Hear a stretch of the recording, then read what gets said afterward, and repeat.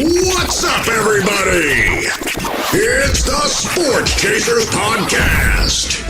Coming to you live and direct with your host and your moderator, Kevin L. Warren, along with his fellow co-hosts, Dorian the D.A. Albreton, James the Angry One Warren, Mike Mills, Daryl D-Dub Warren, and Dan K, the Hockey Dude. This is a real sports podcast for real fans. This is a sports podcast with no hot takes, no narratives, just real, unadulterated sports talk. Please be advised that there may be some colorful and explicit language. The Sports Chasers are the defenders of the fans. Now, here's your host and moderator, Kevin L. Warren!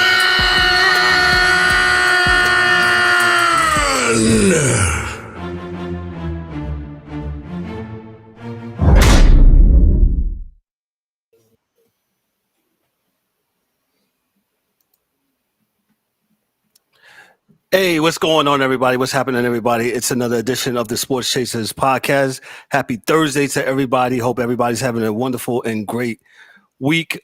Make sure, at the sound of my voice, as you look at the screen here, make sure you like, click, and subscribe to the YouTube channel. Make sure you also, on the podcast side, make sure you give us that 5-star review when you give us that review on Apple and Spotify, man. We got a great show. We got a special guest tonight, man. But before we meet him, let's meet the crew. Going from left to right of my screen, I got the toxic one, the hockey dude. He's got like 3 nicknames. Dan, what's going on, brother? How are you tonight? What's happening? Doing well. Good to see everybody. Welcome, Joel. Excited to get this started. Let's go. Let's get it. Junior, what's happening, man? Junior got his hoodie on. You cold, Junior? What's up, bro? Well, it is a little bit cold in my house. I will be very, very honest with you. But everything's good, man. You know, I can't complain. Shout out to my mom. Happy birthday to you. My mother. Happy birthday. Love you. But yeah, we blessed. You know, everything's been going good on my side. Happy birthday, Miss Rhonda. Happy birthday. So we're wishing Miss Rhonda happy birthday. Maybe she'll make a cameo here in a little bit, man. She's gone. She's yeah. That is a wrap. Well, since you speaking, DL, you're next. Go ahead. You messed up my order, but what's up, bro? How are you? Sorry, man. The husband has spoken. Yeah. I have bought her some food. My other son is going to get it, and I'm sure I won't see her again till after because she's going to eat. So we got her exactly what she wanted. She wanted ribeye, loaded mashed potatoes. So there you go. Okay. Ribeye and loaded mashed potatoes. D-Dub, stop that lids. Looks like again, and got him a Texas Rangers hat. Ooh, yeah, boy. Flip flopper. He got Joe, this is called a transfer portal. I'm the fan. He's in the fan transfer portal. Yes, I am. And he'll do it in the middle of the game. Twice a year, though. Yes. In the middle of the game, he'll just switch like, whoa. Absolutely. He's never seen his team lose, ever. Never. No. Never ever. Joe, you're right. Never seen his team lose. D-Dub, thank you, bro. What's up? That's good, man. So last but not least, like I said, we got a special guest tonight, man. Let me give you his proper introduction. He's the co-author of the occasionally accurate Annals of Football, written by Dan Patrick. For those that watch the Dan Patrick Show, that's DP. Joe was born and raised in Calgary, Canada, a graduate of the University of Alberta and York University in BA. He has been a writer and producer for the last 23 years on The Simpsons. That's right. You heard it right here. Yeah. I love The Simpsons. Classic. Joel has written 35 episodes of The Simpsons. Woo. Some good. Has won 3 Emmy Awards, 3 Writers Guild Awards, and also once scratched a lottery ticket and won a free ticket. He won nothing on that free ticket, but did learn a valuable life lesson. Don't give the money back to him. That's exactly. In addition to several movies, TV, and online projects, ladies and gentlemen, boys and girls, everybody, let's meet Joel H. Cohen, man. Let me give him some applause here, man. Let me get this right here. Let's just keep the applause going till the end, then we'll sign off. How's that sound? There you go. Exactly. Don't do anything else. There you go. I love it. Very natural. Joel, like I said in Monday when I did we did the fourth and short segment. I said I don't know what to expect because this Joel's account is a comedic. So, and I got a bunch of comedics on this panel right here tonight. So I don't know what to expect. But we're gonna have fun. We're gonna make it do what it do. Joe, welcome again, my brother. I appreciate you coming on, and we want to talk about this book that you wrote with DP with Dan Patrick that you co-authored. And let me just, for those that don't know, the book right here.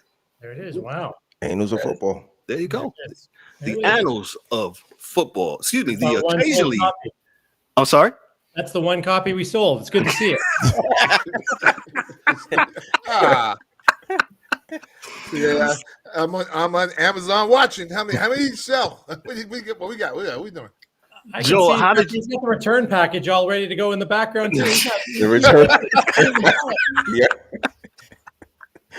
Joe, tell me, how did you get to write this book with DP with Dan Patrick? Well, I'm a huge Dan Patrick fan. Sounds like you guys are a little bit fans Yes, as we well. are. But so I still work on The Simpsons. I've ducked out of there right now to come talk to all you guys, which I'm very happy to do because this isn't work and that is. But I wrote an episode. It's coming up. It'll be on in December where Homer gets addicted to cheating, and one of the events he cheats at is a rock skipping contest. And I thought it'd be funny to have a sportscaster do the narration of this rock skipping contest. So who else but Dan Patrick? There you go. Reached out to Dan. He was super cool, said he'd do it. And then just as we were recording him, he and I got to talking, and, naturally you start talking about sports because that's his thing. And I was interested, and we just started sort of joking around and laughing about football. And then we're like, maybe this is a book.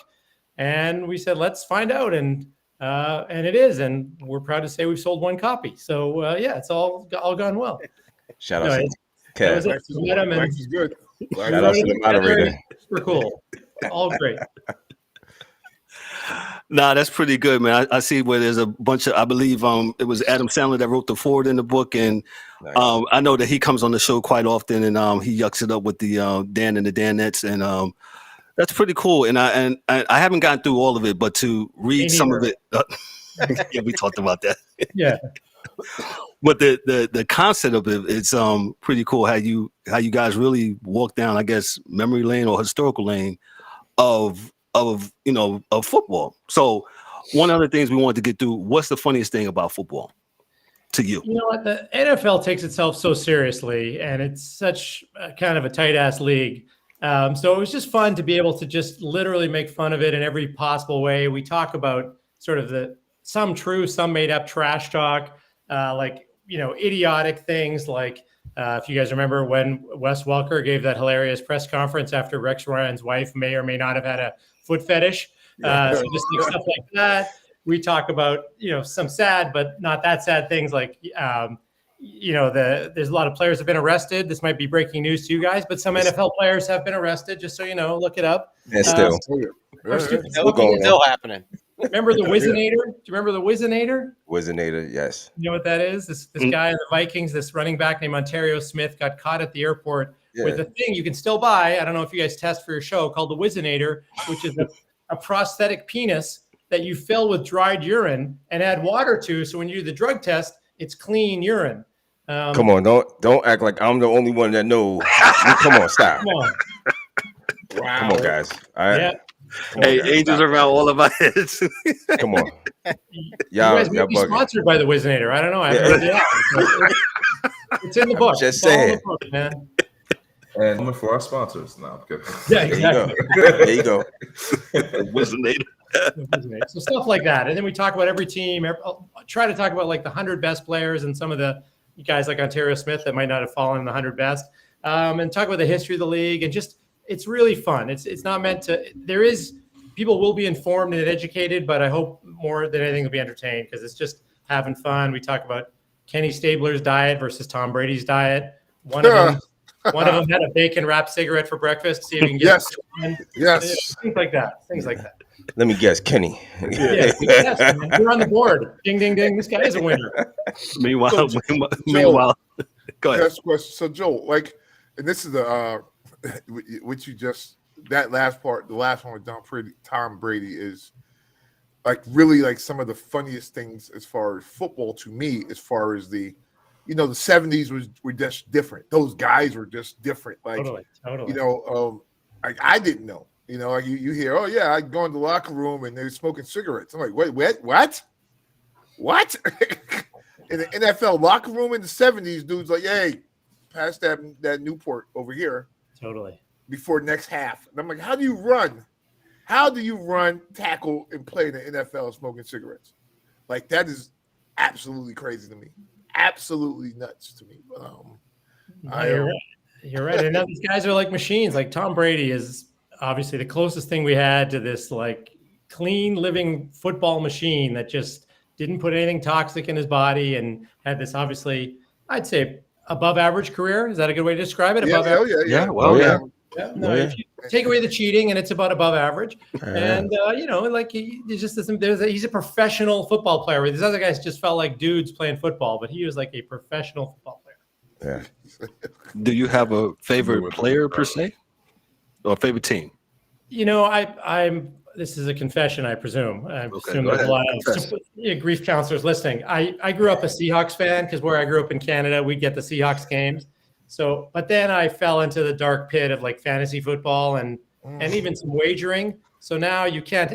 I feel bad for D-Dub because you must be switching hats every minute when you're fantasy football. Boy. Hey, I got a sponsorship with Liz right now. So we almost all the hat money. Yes, right? yes. Yeah. You got to go through the history of the show, and then when Houston's winning, he had on a Houston hat.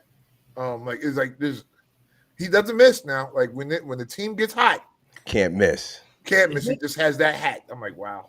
Is it weird to just meet someone and be disgusted by them right away? Is that weird? Yeah.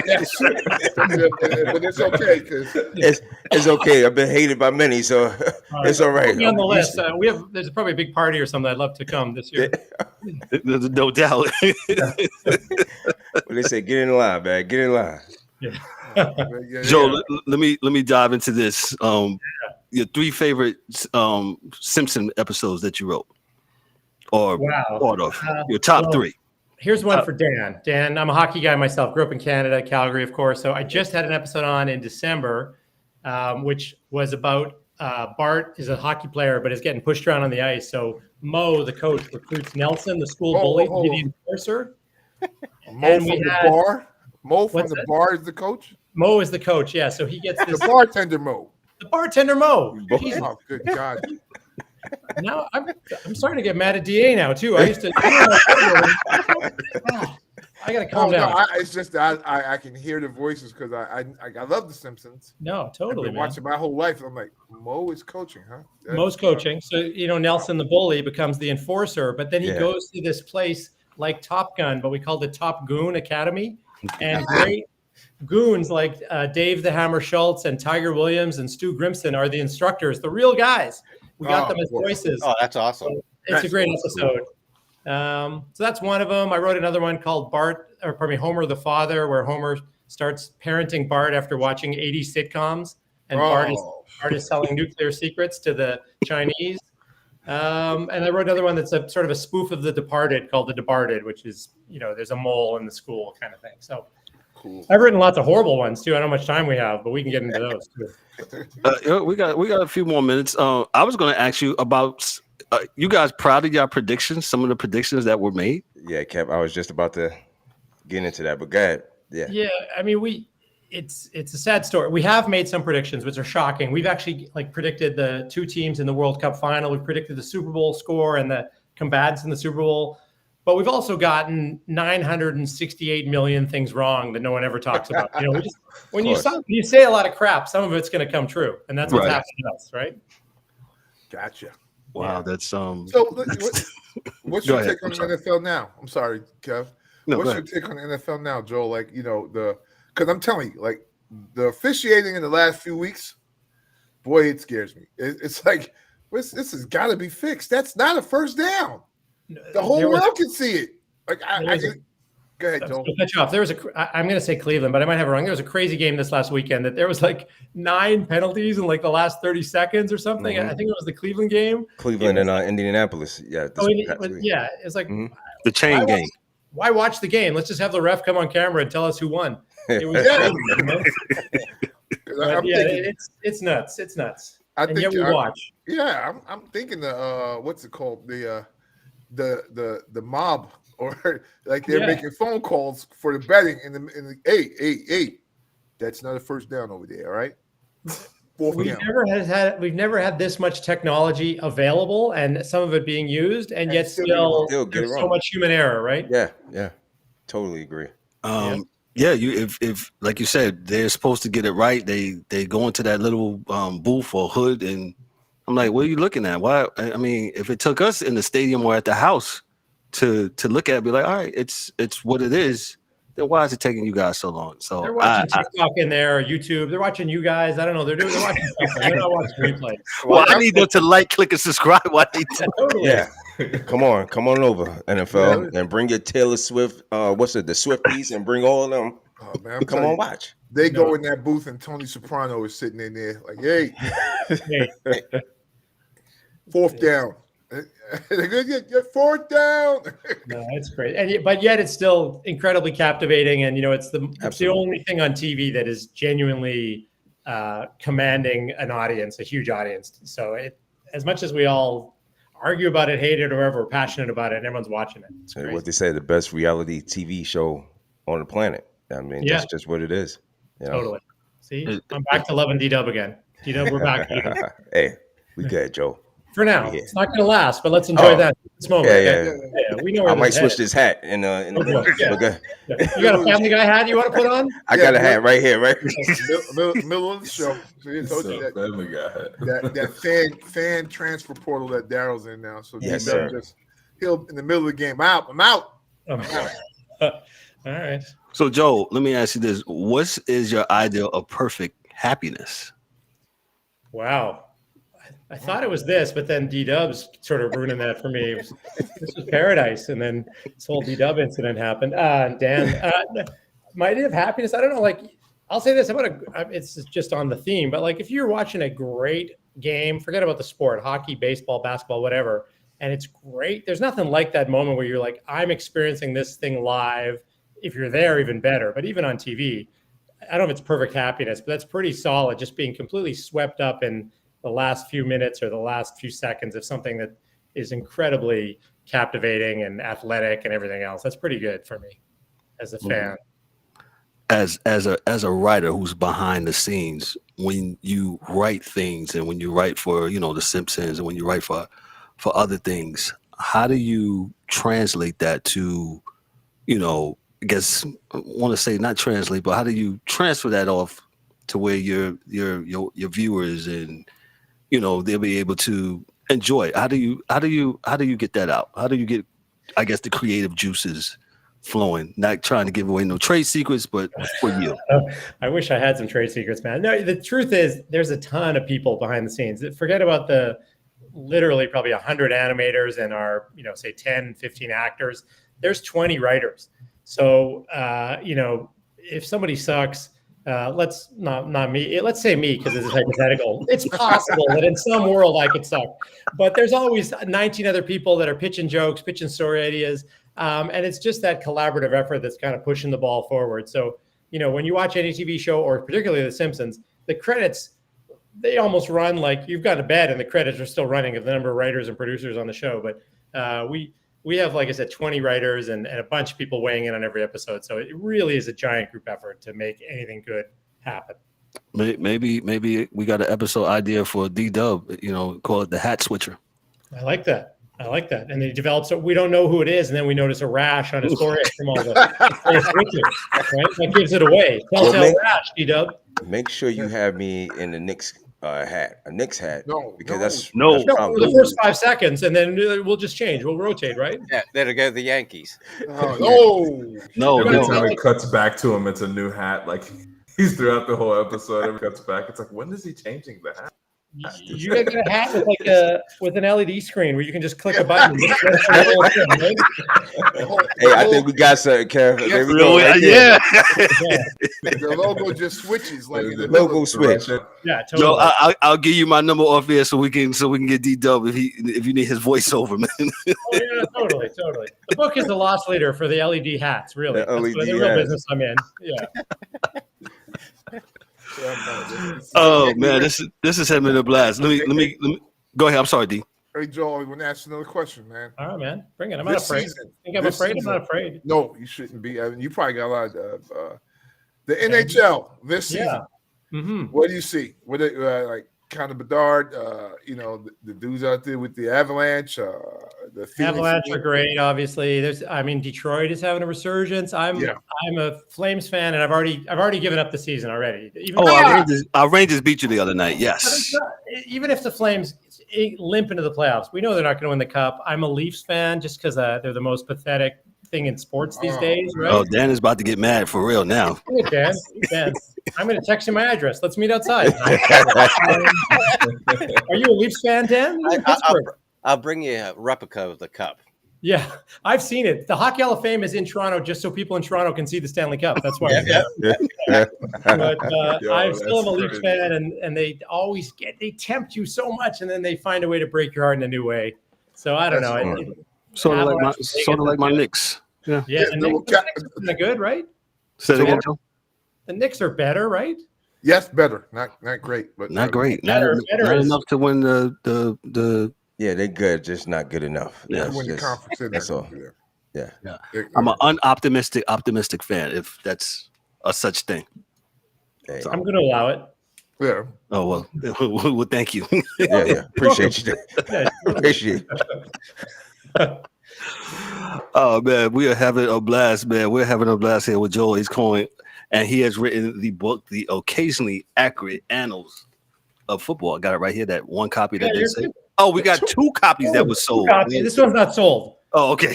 He wrote it. That's what he gave me for free. That's No, free. you know those little free libraries they have on the street? I found the book in there already, so I just took it. Damn, that's hard. Exactly. That is hard. Let me get this other question in here. Does ketchup belong on a hot dog? Okay, guys. I'm gonna save yourself some time and ball your hands in fists right now because you're going to want to punch me. So get your fists ready. Okay. I'm going to make the argument right now. Mustard, way better than ketchup. I would be willing to get rid of all. I like ketchup, but if someone said you could only have one, ketchup gone. I'm just doing mustard. What do you guys think about that? I'm cool with that. You know what's interesting?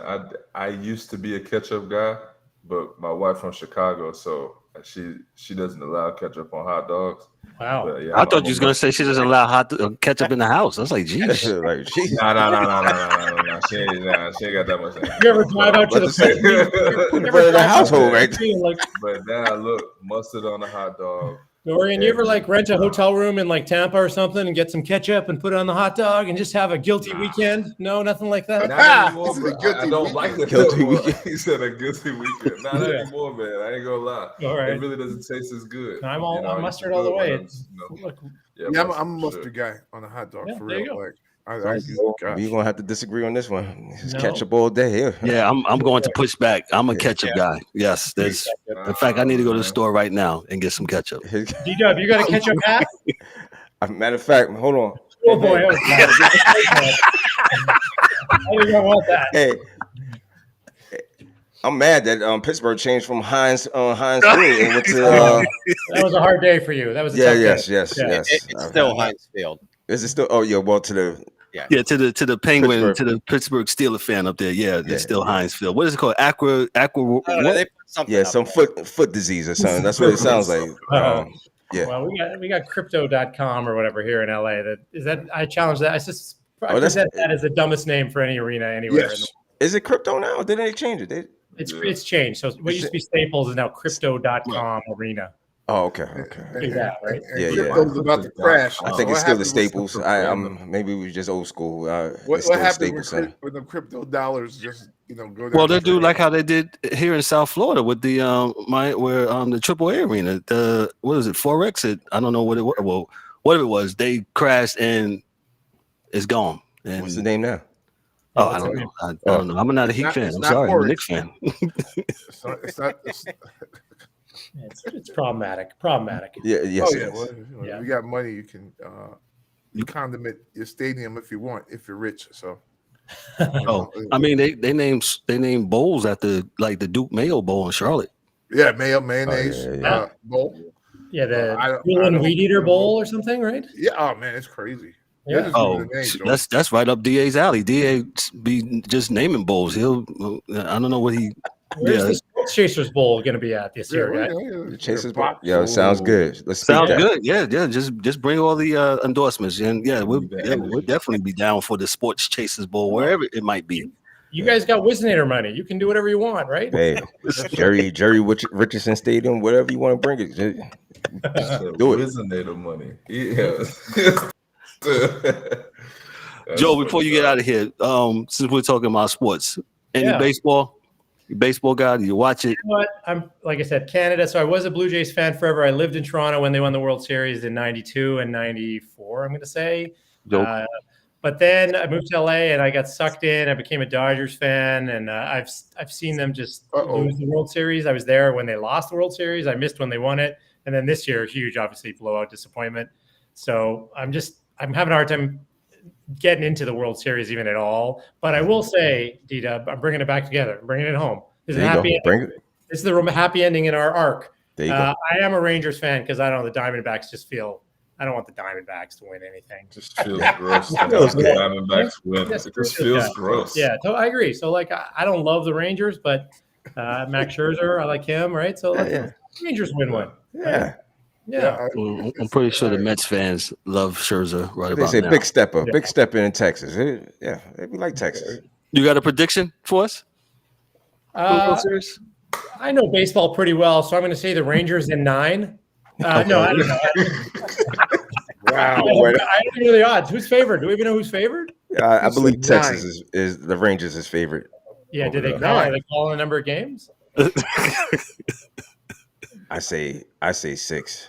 He Really? said the Rangers in 9. Yeah, Wow. so that means 2 hat switches for you there, D-Dub. You got a plan ahead? Hey, it's in the mail. It's coming. Okay, all right, good. Yeah, no, I don't know. Diamondbacks. I would say Rangers, but I haven't really even been following because once the Dodgers went out, my heart just sank, and I started watching football and hockey, and now a little bit of basketball instead. So Yeah. Man, your heart has been sinking the last couple of years. I know. Yeah, for some reason the Dodgers are there, and then the Giants, who haven't won a game in like 8 months, by the end of the season, they're in first place in the West. And you're like, well, how the hell did that happen? No, I know.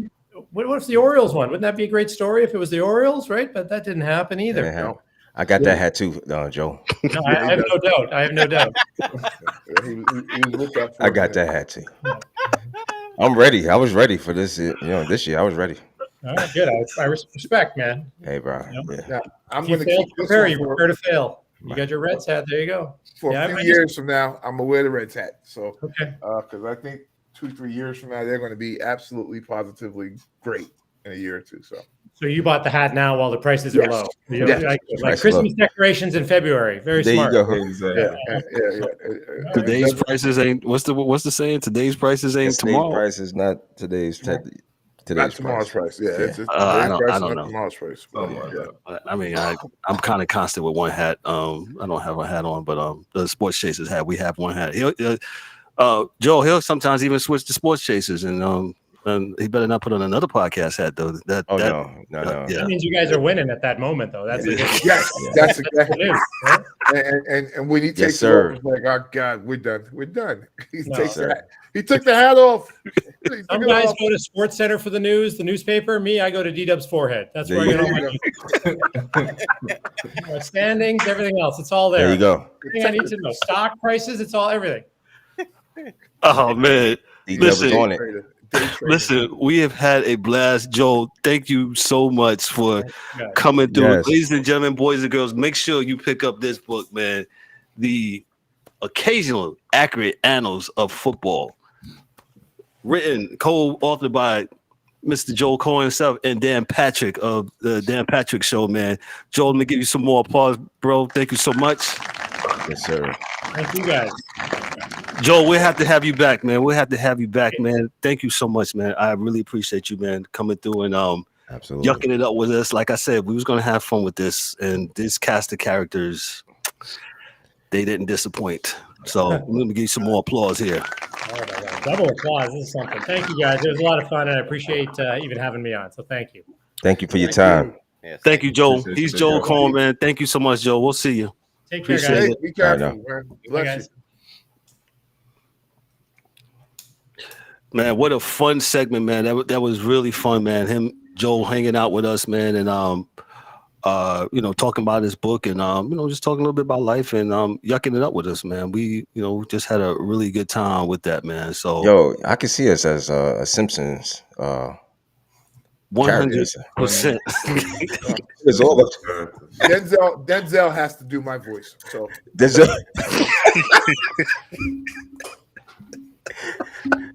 Hey, all right, I think we can make that happen, man. We can make that happen. Why not? What you say? What's the episode called? The hat switcher or the? hat switching. Man, we had fun with that segment again. That was pretty great, man. Having Joel coming on for half an hour and he, like I said, talking and then yucking it up, man. We had a great time, man. Oh my God! And as we talk about hat switching, the hockey dude, he Dude, had to get his own box. He switches to his own hat. There goes the hockey dude. Dan, what's up? Dan, take it away with the NHL. Go ahead. Look up to you, big brother. there you go, baby. Toxic Dan in the house. Dan, what's going on with hockey, with the world of hockey? We got a good tilt tonight. We got like 11 games on the docket. Yes. A couple of the unbeaten's going at it tonight. Not faring so well early. But, like I said, it's going to be a while, like probably another week or so before these teams really start getting into grooves and getting the chemistry going and all that good stuff. Because I think most teams, it's like what the most games played, I think, is like 7 out of 82. So, like I said, we're at the beginning, so there's not a whole lot of craziness to talk about. Like, kind of like good, bad, the surprises. I guess we can go through that. So, like right now, Boston 6-0. They're at home against Anaheim, and I don't know how they're down 1-0, but they are. Vegas is 7-0. The Avalanche are 6-0, which they're down 2-0 to the Penguins at this point in the second period. And then you got Dallas. It's 4-0-1, and they beat us. Like, was it last night? Yes. I think it was last night. They beat us 4-1. But those are like kind of like the teams that we thought would be there. And then on the bad side of things, a team that we expect to be at the top of the standings in the Pacific, the Oilers, they're 1-4-1. Wow. Yeah, they don't have it together for sure. McDavid got hurt. I think it was like an upper body. I think they said he was out 1 to 2 weeks, and that was like probably like 5 days ago, 6 days ago. So he's probably either close to getting back or at least a week. But yeah, it's they made some changes. They picked up some guys, and I just don't get it. Like they can't get it together. And I'm sure, like I said, it's early. Give them some time, get some chemistry going, and they can go on a run. But it's so far early in the season, yeah, they're struggling a bit. And then, my other team I got on here for struggling is my Penguins, and they're 2-4, and it's a disaster. Like I was telling Kevin, I watched the first period highlights of the Dallas game, and it was like we had like probably 5 good close Shots on goal. Yeah. Well, like in close, really high percentage shots, and we just couldn't beat Ottinger. And I'll get to him in a minute, but it's just and like I was watching a bit of the first period of the Avs game tonight. Same thing. We had opportunities, but this time we buried a couple of them. So, like I said, as time goes on, and we've got a lot of new guys that we switched out of the lineup, hopefully they can get it together with more practice time and get to learn what everybody does and where they go. Mm-hmm. But Kevin, he sent me. I don't know if it was a reel or a TikTok or whatever, but the Penguins had the guy in Dallas, Ludwig, the defenseman. Right. It was his first NHL game, I think, or first for the Penguins at least, and it was how not to hit somebody in open ice. He hit the dude at the logo, and Oh boy. Fasca is a well put together hockey player. Like Yes, sir. he's thick, and he hit him, and he knocked himself out. Jeez. And fortunately, when he was headed to the ice, his right arm was out in front of him, so his head actually hit his arm and not the ice. That could have been scary. But Yeah. he's out. He's out indefinitely with a concussion because he was knocked. You know, as they say, KTF. I think He it's was, the acronym. yeah, Yeah. he not Like the You got knocked out. out. Hey, but Dan, let me ask you a quick question. So after the loss by Boston collapsed. I'm going to say Last collapsed. year. I guess last year. What I mean, they off to a good start, 6-0. You know, in basketball, in terms, I say I don't start really getting excited to after Christmas, maybe Martin Luther King. oh That's when Ryan's listening. Ryan's listening. yeah, Ryan. I wish I miss him. I miss you, Ryan. Because we're gonna have to talk about that NBA segment. But when do you start saying, "Hey, everything starts meshing together"? What the team starts. What date you start saying, this is I would what you say got and who's where? probably between like 15 and like 20 games Yeah, is where the team should be like, gelling long everything. as they're healthy and then you don't got guys constantly coming in Yeah, and out. barring injuries. Right. Okay. You know what I mean? Where it's, one night you might have a guy here, and another night it might be a different guy. If you can kind of keep the same top 9 forwards and a top 4 Mhm. defenseman, I'd say 15, 20 games Okay. is Yeah. where the team should start playing well. But like I talked about last year, you can't win the cup in October or November, but you sure Yeah. as hell lose it. We lose it. Yeah. So And that's Starting off slow is not. Yeah, it's just not. you don't want to panic, but you No. don't want to dismiss it either. Yeah. okay. So Dan, question. So we saw uh what's it? The Boston do the same thing they're doing now. Came out hot. They were, the Bruins were killing them all year, and then they got the playoffs, and things didn't go the way they wanted. Are there any teams in your mind that you thought were going to do better, start the season better? I know it, like you just said, it's not a real big problem unless you are, 2-3, 2-4, because when that happens, if it gets to if you get a bad run right now, the whole season could be over right now. If you get like a bad run, if you started slow and you get a bad run, 10 games, and you win 6 of them, or you win 3 of them out of 10, in 2-3 weeks from now, that means you're like 5 and something. That's when the season's over. If you got 5 wins and like more than 10 losses. Well, it really depends on what division you're in and how the Right. division's playing. Because they're going to take 8 teams. Yes.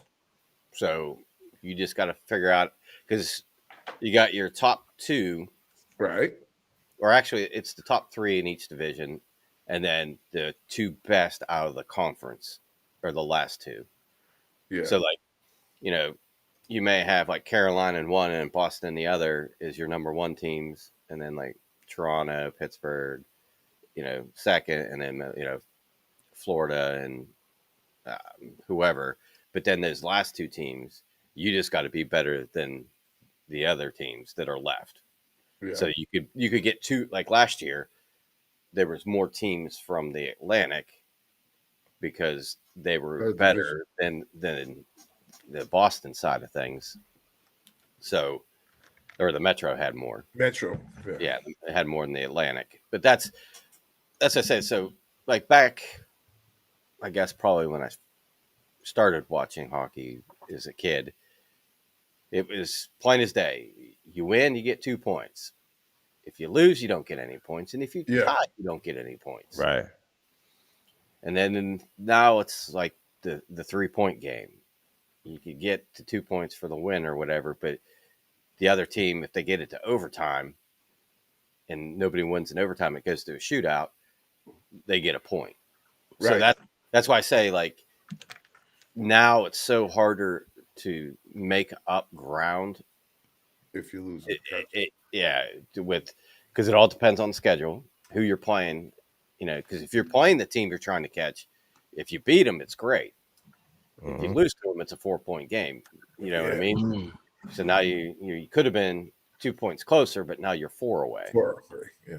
You know what I'm saying? So it's just harder nowadays with getting overtime points for the tie or the shootout or whatever.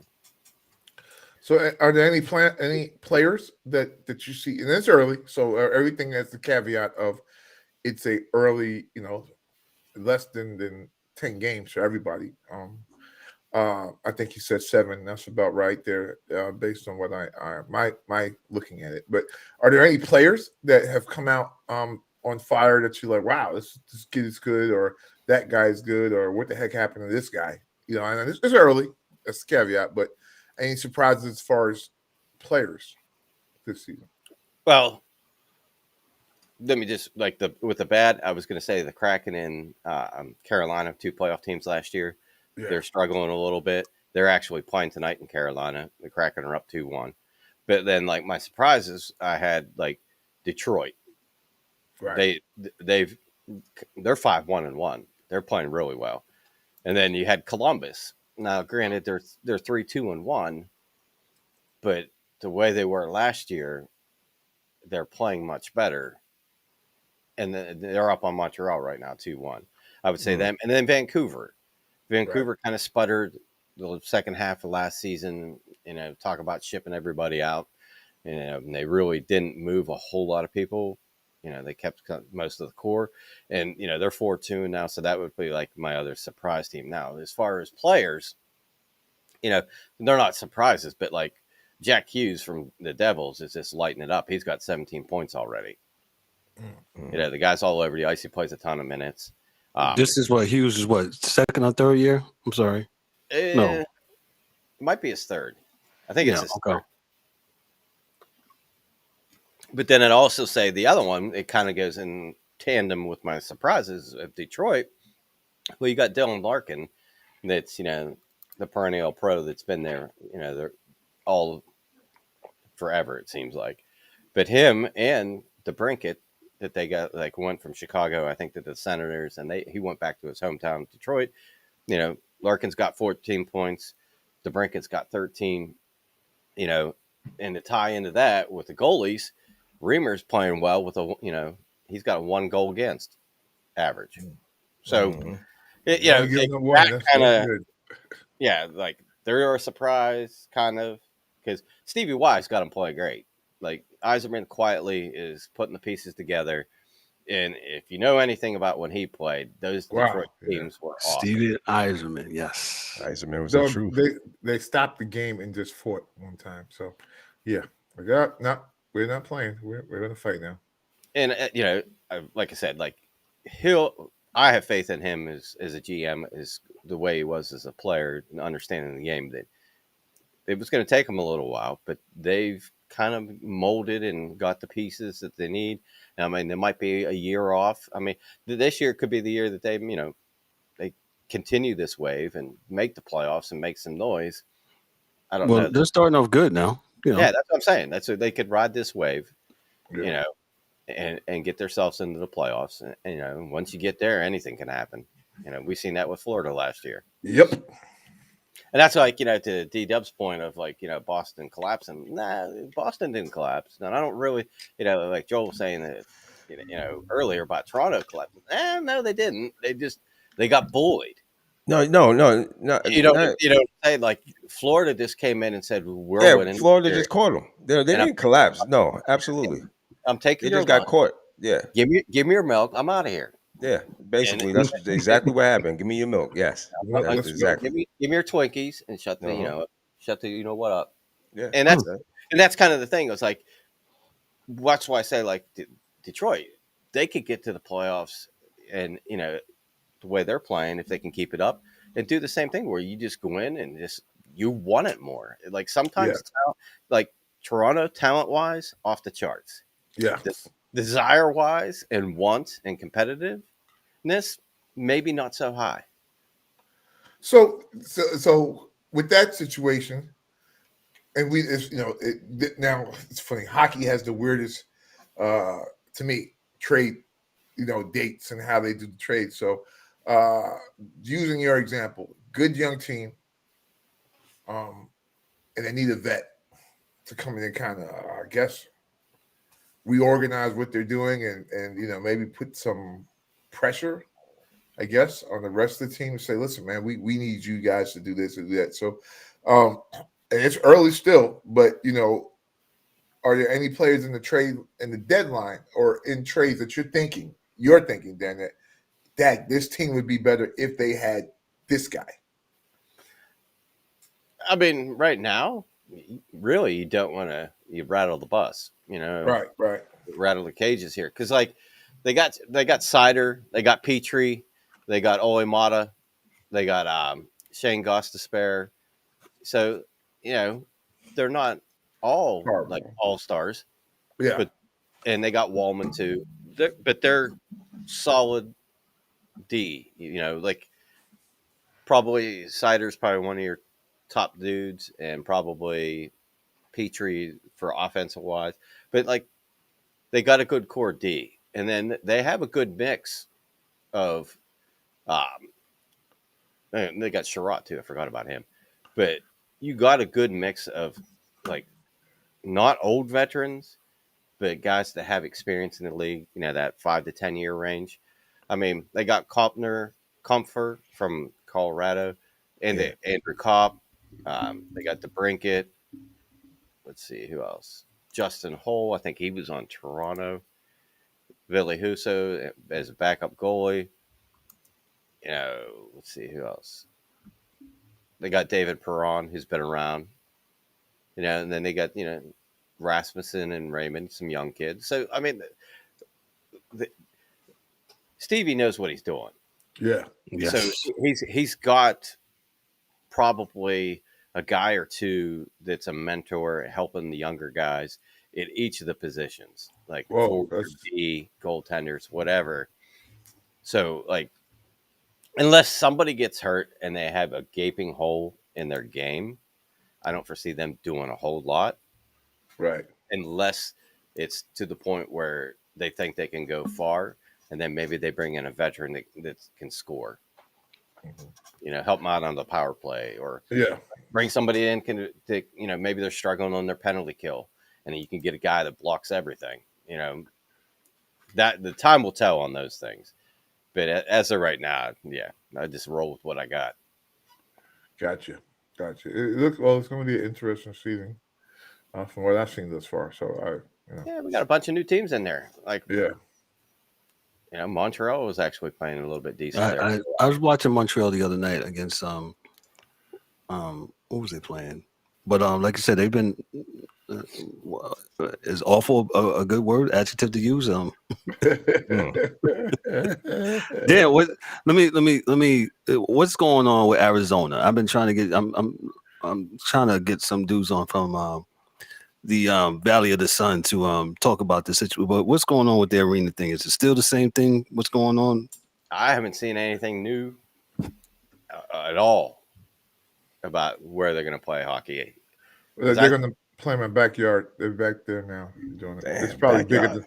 It's probably bigger than the place they have now. So, the Winter Classic already? Hey, listen, it's better than the place they have now. So yeah, the Winter Classic out there would still be 90 degrees. Yeah. But I want to say that they have like a 2 or 3 year deal when they did that Mullet Arena. Like basically, right. They had to upgrade everything to NHL standards except for the seating capacity, so that they could play there. And I want to say that it was like 3 years. So I think this year too. So they got after this year, they probably got one more. and then that'll be when the bell tolls. And hey, Gary, what are we doing? Quebec Right. City. Yeah, are we moving, or are we going to let them play? In somebody's garage the rest of the year? A la Nordiques, Quebec City. Yeah, that'd be nice. Yeah. But yeah, Dan told me off here he don't think they're going to move to Quebec. What do you think if they do move them or expand? Well, they said Houston has the Toyota Arena. They have made it to NHL specifications. I read that not too long ago. They even had the audacity wanting to go back to Atlanta for the third time. No. Stop it, bro. Stop. It failed twice.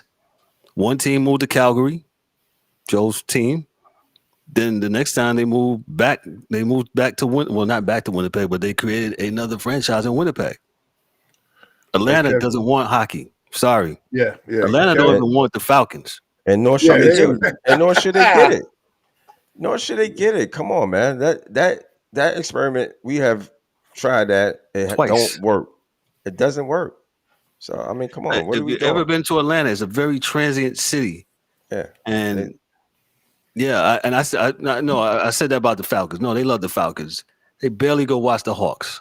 Yeah, man. That's a fact. I've retracted the statement about the Falcons. The Hawks. Yeah, they'll come for the Falcons. Now, that's football, but as far as the Hawks and come on, we cannot do hockey again in that city. That city does not want it. It's clearly nobody. They don't want you there. That's not going to sell there. Period. I say, you know what you're getting with that, and if I want the league to expand, I would probably either go Houston or Kansas City. Yes. And I know it'd be a huge pain in the ass for the Canadian teams, but if they don't go to Quebec, Hamilton would be, I think, another good spot because it's close to Toronto and the Buffalo and all that stuff. So I don't know, man. You never know with Gary. Right. I don't know, like, who's got dirt on him that he leaves Arizona where they're at, or Phoenix, whatever the hell they're called now. But like, they got to get something done there, either like sometime this year to at least break ground to build something, or have at least to move into an existing building if they're going to keep them in Arizona. If not, I mean, no sense in moving them to Atlanta for them to fold or move somewhere else in 5 years. Yeah. Right. So that's I'm kind of in the, let's see, what'll happen in Houston or Kansas City. Yeah, I love the fact that y'all in the transfer portal with me, man. I just see hats switching, shirts and shit. I love you guys. That's what I'm talking about, man. You got hot in there, you know what I mean? But I figured I'd throw something on. It's all Julia's excuse. Julia's excuse. We got it. We love the Blackhawks. All I can say is, don't mind that. Stuck right now. don't mind that charge on either of your credit cards from yesterday. from Fanatics. Don't worry, I got the membership. I had to post up my hat collection. Oh yeah, man. Hey man, it's all good, man.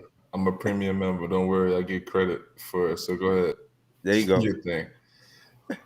Okay. But like the other thing I was gonna say is like, Chicago played Boston again the other night, and little rat bastard was up to his tricks again. I mean, nothing super dirty, but it's a delayed penalty call, and Bedard, I think, was trying to go to the bench, and Marchand just backed up into him and pinned him against the boards, so he couldn't go in his bench.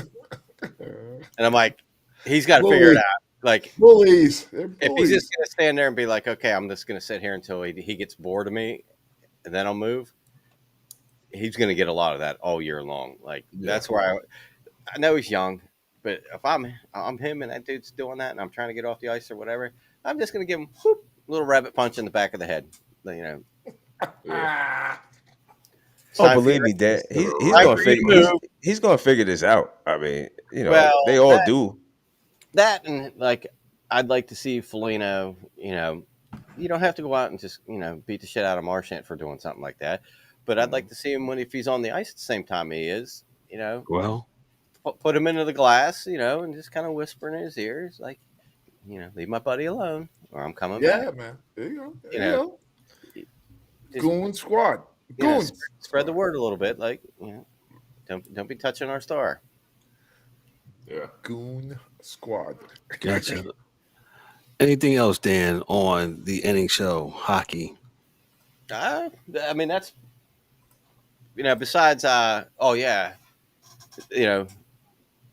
I thought we had our first suspension, but actually the first suspension was the first game of the triple header that they had on Tuesday when Vegas took on Seattle, and Holden kind of blindsided Tanev from Seattle, so he got 2 games for that. He didn't waste any time. First game of the season, let's get that 2-gamer in, and then what was it? It was probably 3-4 days ago that Calgary played Columbus, and the defenseman for Joel's Flames, Rasmus Anderson, basically stormed right to the blue line. So Columbus was coming out of their defensive end, and he came up and he launched himself, put an elbow right in his ear hole, and I was like, he got 4 games, which they upheld it, and like 4 games is a lot, for early in the season, and Yeah.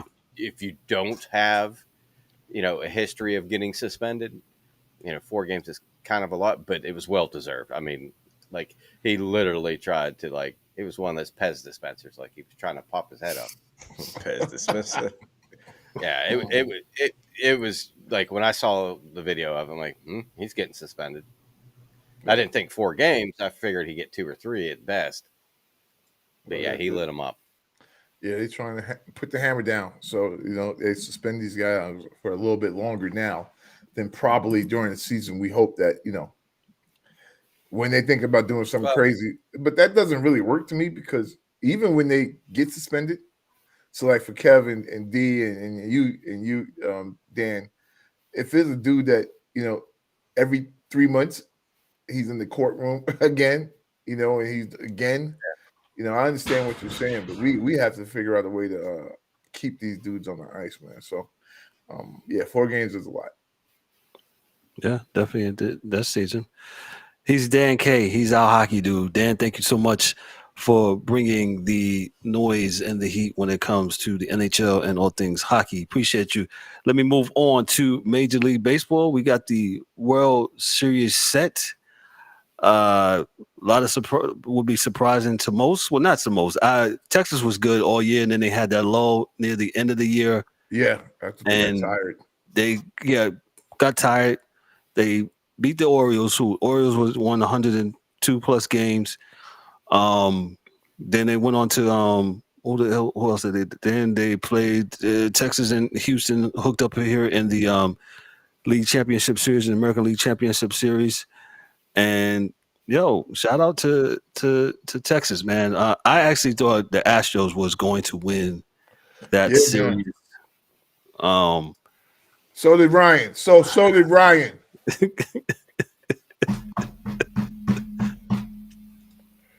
Somebody's banging some garbage cans. What, they didn't have enough garbage cans in Houston? What was the funny thing is that Houston, was the baller team all year long and couldn't get it done at home. And,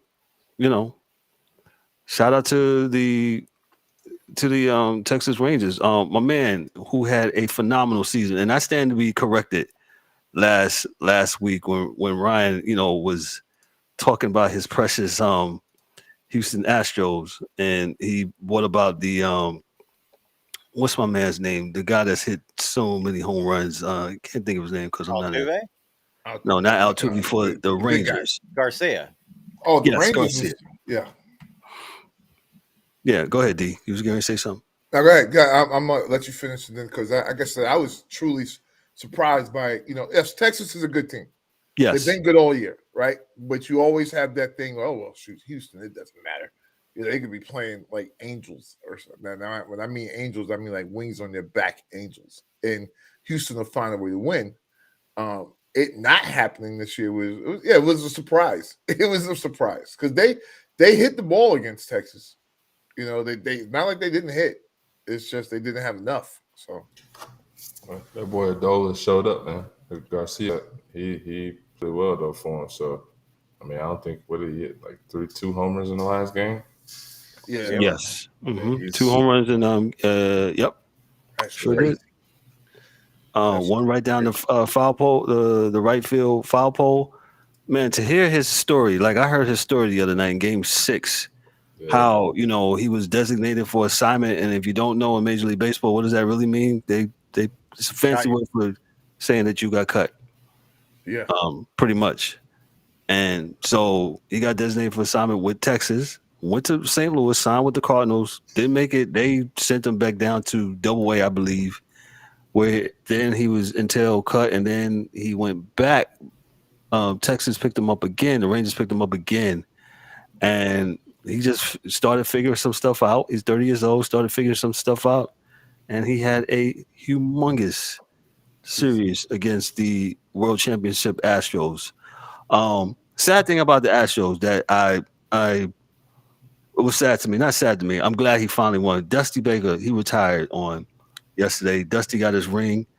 But Dusty, who's been a Major League manager almost for 30 years, had an 18-year career. Shout out to Dusty Baker. He said he's finally going to go home and play with his grandkids and hang them up. So good for him, though. Good for him. Yeah, man. So let me just talk about the other series. The Phillies. I thought the Phillies was going to go back. I thought let me just read this. Any of the postseason matches that was left in South Philly evaporate entirely this week. The Phillies had a 3-2 lead in the best of 7 National League Championship Series with 2 chances to clinch in their home ballpark where they've been killer all postseason. They were 6-0. In Game 6 and 7 of the NLCS against the Arizona Diamondbacks, the big moments never materialized, and they really didn't. You can't blame my main man. You can't blame the first base. You can't blame Harper because he hit. But the middle of the infield, the guys did not come up big. They just didn't. So go ahead, Junior. No, I was just agreeing with you. They didn't. They just didn't play up to what we assumed that they would be in those high-level championship games. They just didn't play that well. And I think the young pitching core at Arizona did a decent job of, keeping these guys hitting base hits, not, long balls. So, I was disappointed, though. I had Phillies going. I'm not going to lie. I definitely had Phillies going. I thought they was going to go back, too. And, I stand to be corrected. Bryce Harper and Trey Turner were 0 for 17 in Game 6 and 7. Yeah, something happened. Yeah, the young pitcher core. They did all right. Arizona. Yeah, something happened. Da the bats wasn't batting. No, the bats wasn't batting. That's what happened. Batting. They were not batting because they was not batting. And they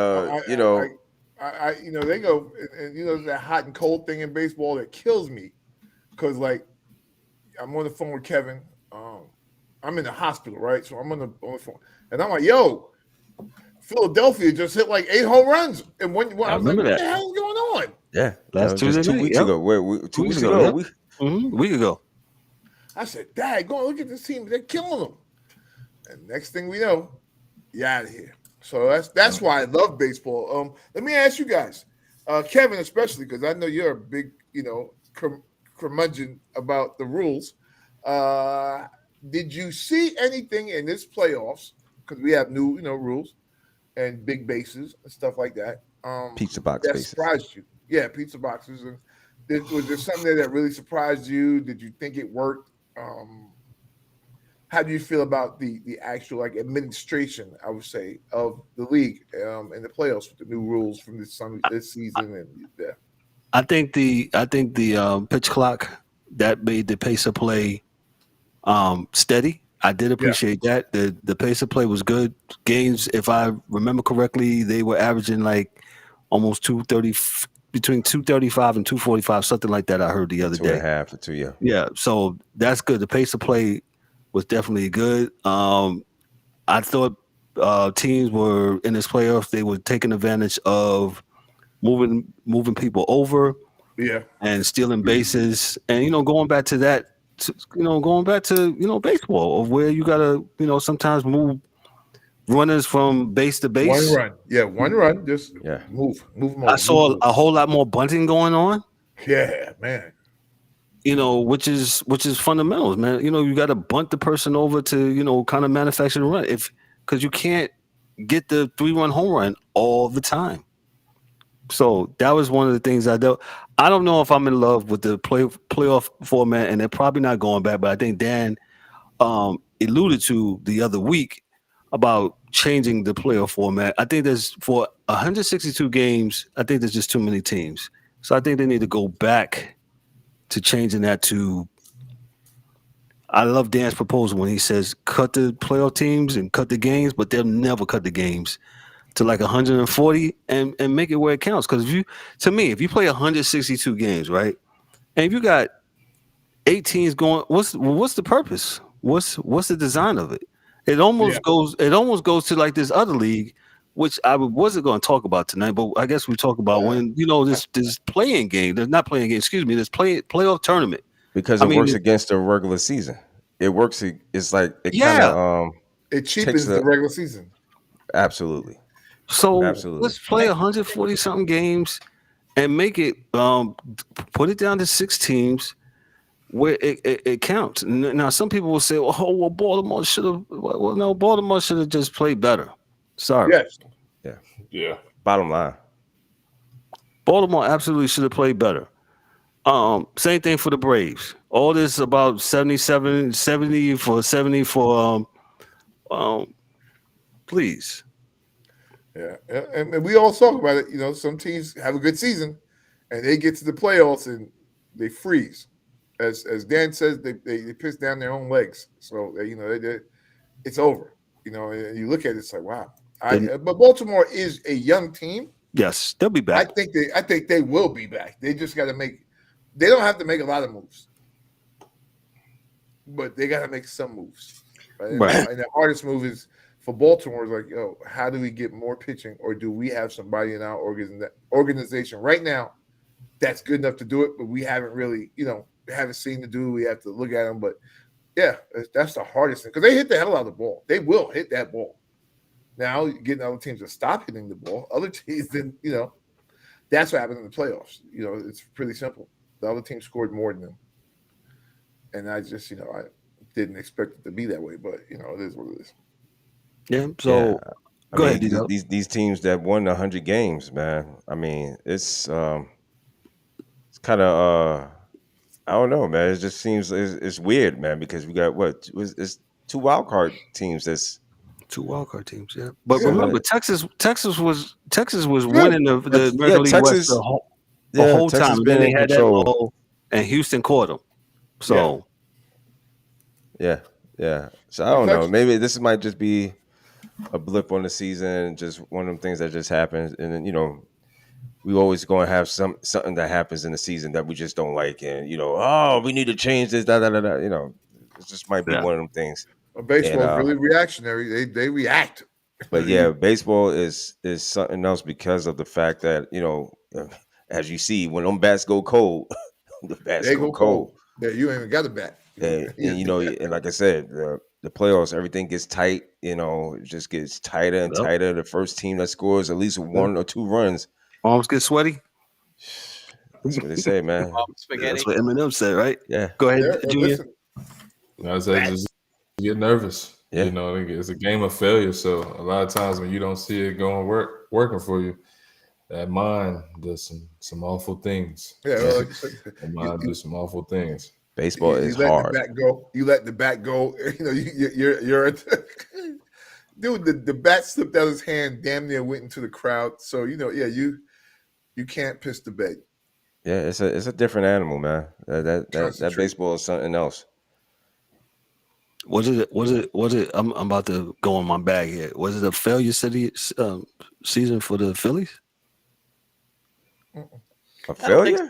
Because they kind of started out slow. I just asked the question. And then by the time the end of the season came around, they got hot. Yeah. Right. So I mean, I wouldn't say so. I mean, Yeah, to they them probably it is give because up. that's the ultimate goal Well, to win. if you asking Junior, what me, you say? Go ahead. if you're asking me, yes. Yeah, If we you know. didn't win, Yeah, we it's know. a failure. You're a failure. We know. I mean, Junior, people go want to ahead. sugarcoat it, but it is what it is, man. It's not. Again, it's not personal. So people, please get off me. It's not personal. We're not saying that Pause. you're a failure. You just Yeah, failed to whoa. win the chip. Yeah. That's Yeah. all. That's Hey, all it you is. get off his cloud. Because that's what you strive to go to win. Y'all all coming to camp and y'all say we want to win a championship. So in theory, yes, it's a failure. You didn't get it done. But as Gotcha. the New York Knicks is always next year. Well, Junior, go ahead. Junior, let me let Junior jump in there. Go ahead. No, I mean it's any season that you get that damn close and end up losing. To me, Sucks. it sucks. Right No, Junior. now, No. You want to say it? Go ahead. if you're a player, no, if you You're a fail, failure. right? No, There you go. There you go, Junior. I Yes. mean, because being an athlete, like just looking at it as an athlete, like the moment you lose, it's a failure. Like you feel as though you're a failure. Now, mind you, you Yeah. could go back and look at the hindsight and say, okay, well, we did this, that, the third, but like, is that all that really even matter in the grand scheme of things? Yeah. Like when you're a player or you're the GM that might get fired, or if you're somebody in the front, like you're not thinking about, well, we did a good job and we made it this far. Like, nah, you're not thinking about that. So in my eyes, you see it as a failure, but yeah, they're failures. I mean, it's There you hard. go, Junior. Thank you. and just put it simply. Thank man. you. It's Now just you got D-Dub, Giannis, and Dorian. When you go to work and you type something, if it doesn't come out right, is that a failure? If you ask your boss, ask your boss. It is though. Giannis, okay. So, but yeah, I think so. Because you have, like I say all the time, disappointment comes with expectations. And there were expectations on the Phillies to do things. Now they got to the playoffs, so they fulfilled a bit of it, but their ultimate prize, as stated, is to win the championship and go home. Because that's all your fans want, is for you to win the championship. So the reality is, if you don't get what you wanted to get, it is a failure. So, as a team. Drop the mic moment. DA has said it. Well, Texas and the Diamondbacks. Now Eric is the only one on the show. Eric talked about, and he's not here tonight. The angry one's not here tonight. Yes, Eric was the one did. that talked. I gotta give him his props. He was talking about the Diamondbacks from from April.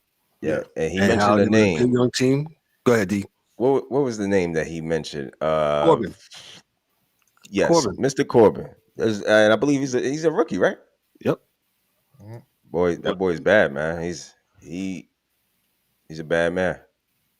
But yes, you're right. He was the only one that was on the Diamondbacks radar and was just saying, "Hey, watch out for this team." And matter of fact, Diamondbacks was playing. They started off pretty good this season. Then again, the and season's a marathon, right? And almost didn't make the playoffs either. And almost didn't make it, right? And I can't remember.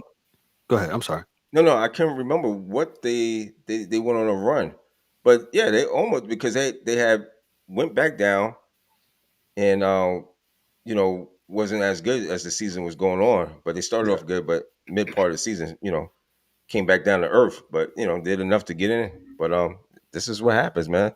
So now, like the rest of the league, the rest of the country may not be vibing on this World Series, but kudos to both of these teams. I think it's good. I think it's good to get some new blood. Different blood. Yeah, You know, different the teams. legacy teams ain't in there. You know, Boston, the Yankees, Dodgers, Yeah. whoever. You know, get your weight up Get and better. get right. Yeah, Okay. get better. So I'm glad you said that. So first and foremost, I like Arizona. They steal bases. The team is young and fast, and they will always challenge the pitcher because now with that rule, you can only go to first base or step off 3 times with a batter. So Which is crazy. yeah, you just have to In a good way, I think. Yeah. But you gotta pick. You gotta pick your. pick and choose, bro. Yeah. Either you're going to home plate with the ball, or you're going to first base. But you can't go there 8 pitches. You know, Boo! and he's sitting there. This dude is like, "What the hell are you doing?" Nah, bro. Let's go. Let's go to home plate. And Yeah, if you throw it over there, the fourth was it 3 times? You throw it 4 times, it's a balk. Yep. Yeah. Yeah. That man goes to first base. Yeah, I think it's you get 2 throws. Is it 2? Okay. You get 2, and if you throw a third time, you have to get him out. If you don't, he gets second base. That sounds like some Price is Right stuff. Mm. Going over without going over the dollar. Oh, Word. Spin the big wheel. Spin the big wheel. Toot, toot, toot, toot, toot, toot. Yo, you stupid. Oh man. See, listen, I gave y'all a visual. Look at it. Y'all thinking about that. Got Big you wheel. got you playing Pinko. Plinko. Plinko. Nah, like I said, it should be. I watch it. I think it's gonna be. Also, there was some other notables. Cattell Marte. He has a 16-game winning streak. Yeah. I mean, excuse me, hitting streak, which is crazy in itself. Yeah, he's had one of the best overall postseason performances, man. I mean, this guy, he's did he win an NLCS? Yeah, NLCS MVP. Yes, so. he was the MVP. He batted 12 for 31, 387 with 4 doubles, a triple, 3 RBIs, and a stolen base in the National League Championship Series. He was also a catalyst in all 4 of Arizona wins, going 8 for 19 with 4 extra base hits and all 3 of his RBIs in the club's victory against the Phils. Mm-hmm. So, yeah, I mean, these teams got some good elite players, and if shout outs also to Corey Seager, man. He's another one, the shortstop, man.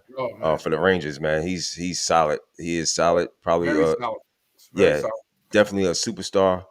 You know, and I believe he came from you know who? You know where he came from? Yeah. Was it Seattle? He was in Seattle. He started off in Seattle, I believe. But then he went to who? Who? Yeah, we know. Oh, well. Not the Brooklyn Dodgers, the LA Dodgers. yeah, I forgot about that. Yeah, you're right. Yeah, he spent a couple years. If I'm not mistaken, he was there the championship there. I had to look that up. I think he was there the championship. Yeah. Buffalo Brown Sugar, the bubble year. Nope. I'm not going that bad with you. I went there today, but you know people don't believe, man. I was like, nobody counts the bubble, man. I don't care what sport you're in. Nobody really counts, but you know, you got it. Okay. You got it. You got it. Let me. So the World Series will start tomorrow night in Arlington at the Globe Life ballpark tomorrow in Arlington, Texas. You got the Diamondbacks against the Texas Rangers tomorrow night on Fox. Yes, Fox. Let me move into this NBA bag for 2 seconds. Anybody? Look at they about to get annoyed with me. Dan already left. Yeah, left the building. Was y'all impressed with the new look Phoenix Suns? They're supposed to be good. I mean, Bradley Beal didn't play. Bradley didn't play, right? Bradley is still hurt, right? But Phoenix is going to be good. I think we expected them to be good this year. I mean, they only they was good last year. Booker, I mean, their problem is not regular season. Their problem is postseason. So when we get to the postseason, April, May, I'll come back around to them. But as far as I'm concerned, this is nothing for them. Regular season, probably no problem. Again, they playing the Lakers again. The Lakers again on TV. I don't understand But I do understand. But again, they're on TV again, and they'll play Look tonight. look at the Mad Hatter up there. Look at the Mad Hatter. Transfer portal in effect. G-Dub started something for real. Everybody, Transfer portal in effect. Yeah, I can't wait to just switch hats midstream every other day. I mean, the one who can switch the most hats next episode, man, might get a prize or something like that. I don't know, man, because Joel, we might get a Simpsons show, brother. Simpsons episode, bro. Yeah, I'm down for that. The dudes will be in here like, oh shoot, Yeah. 2 hats. What now? I said D Book out tonight. He ain't playing. Yeah. I'm sorry, Junior. What you say? I think I was talking about Phoenix. I said D Book out tonight. He's not playing already. Is he not playing because he's injured? Yeah, this is a. I think it's his foot. Because I heard now they got to play. Not heard, but they had to play 65% of the games. Anybody hear Charles Barkley's get at Adam Silver the other night? I did. I saw it. I didn't watch it. I mean, I saw it, but I didn't even have the. Yeah, I saw it, but I didn't watch it. What did you say, Kevin? Okay, so he basically said to Adam Silver, he said, "Hey, these guys are getting paid a lot of money to play. Why can't they just play?" And Adam Silver said what? Or he just had this look on his face. He had this look on his face, like he gave the political correct answer about saying, we put in, safeguards and all this stuff, and I know that's not the answer, Charles was looking for, but he's right. He's absolutely right. You guys get paid. You guys, whether you want to like it or not, it's like almost like it's a slap in the face if we ask them to play. And he said, we're not asking you to play hurt. No, we're not asking you that. But my gosh, you're getting paid a lot of money to play a sport. You're an entertainer, man. And like we said, if you go to your particular NBA city and your guys just sitting out and eating on the court. I mean, I'm sorry, sitting out. And, he's sitting out, and he's not playing. And we paid a lot of money. We thinking that he's playing, but he's not injured. I don't think that's right. Dude's sitting there with a box of Bojangles on the sideline. Does he have a 2-piece or 3-piece with the Bowberry biscuit? Had a 3-wing dinner. Yeah. The 3-wing dinner. The dirty rice. Dirty rice and the coleslaw and sitting there. Got his man AD holding on to the you hold this cup for me while you're eating.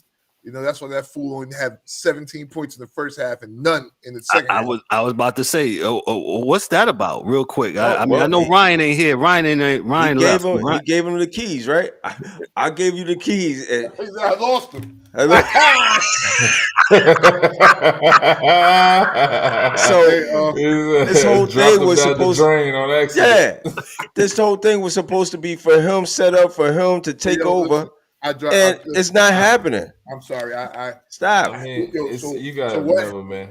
He was going against my man Joker, who is arguably the best player in the league. Joker's a bad boy, And mind you, I'll say it this way: I think AD. I don't think AD is what the world makes him out to be anymore. He's not.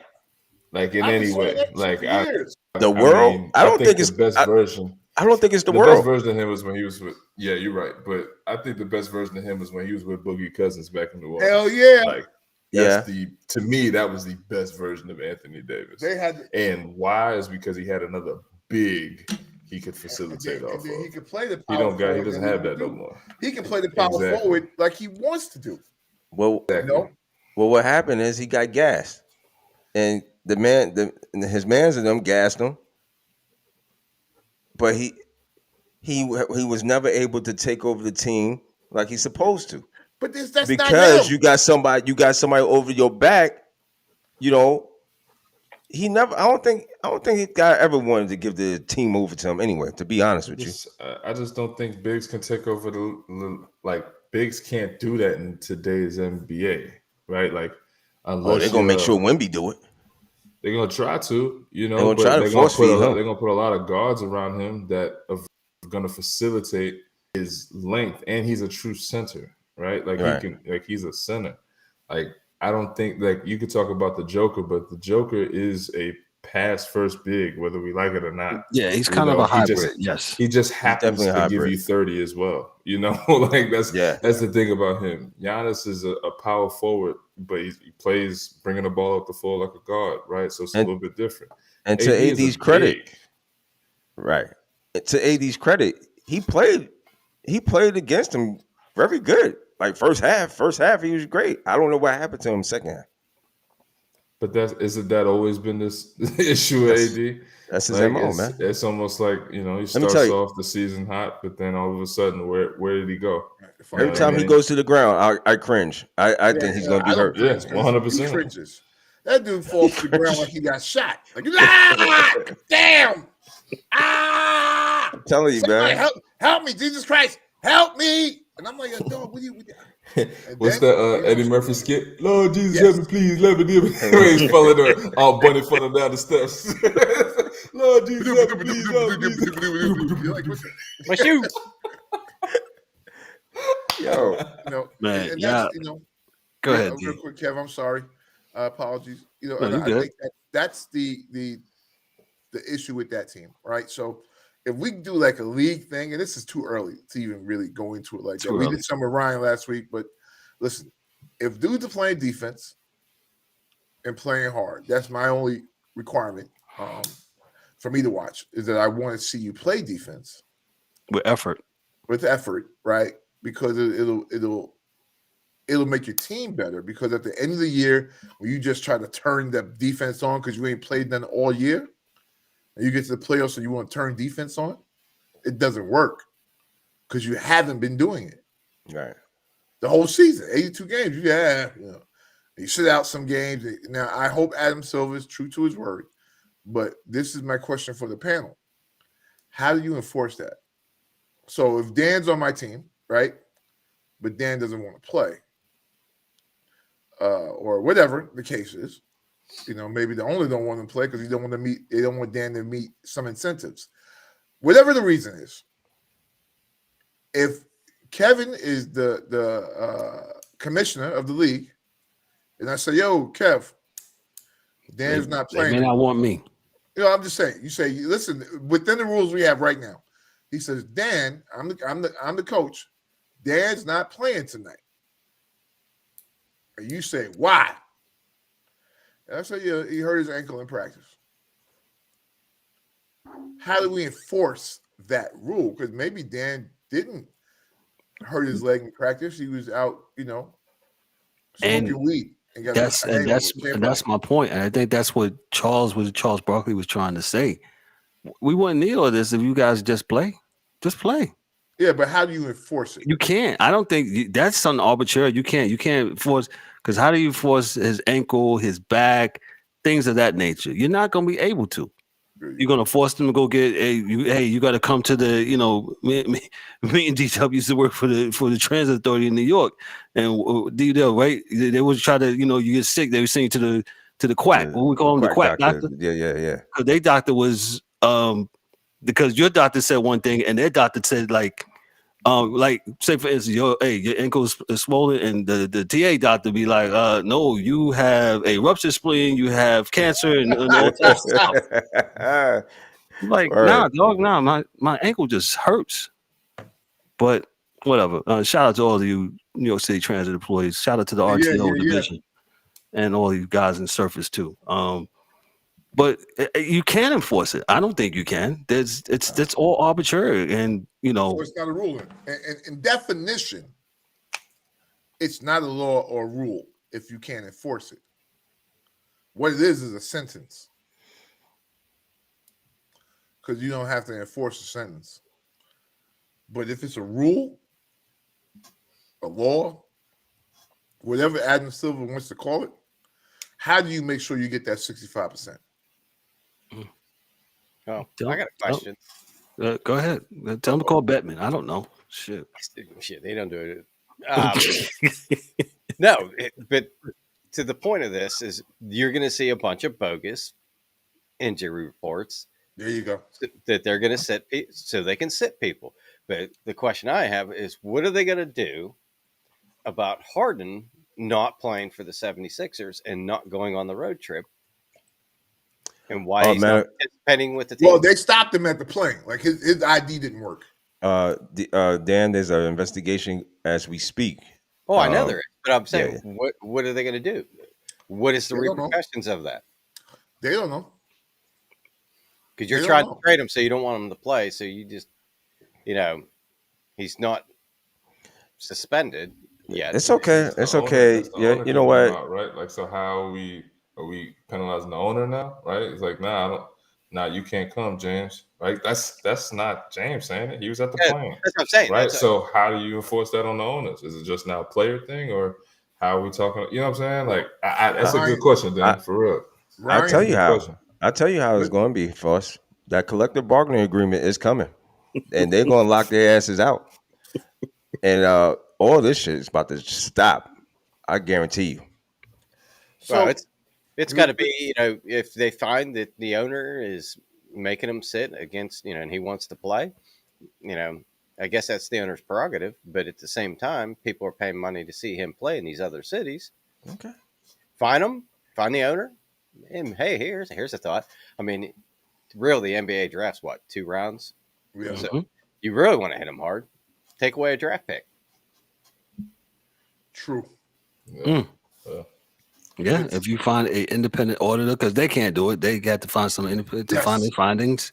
If you want to do it right, if you truly want to do it right, all other entities of like law enforcement and doctors and stuff like that, they have other people, other entities looking into any misgivings, third parties for any misgivings or codes of conduct, right? So NBA should be no different, and that's what we used to get on Goodell about him being the judge, jury, and executioner. I was like, bro, that can't work.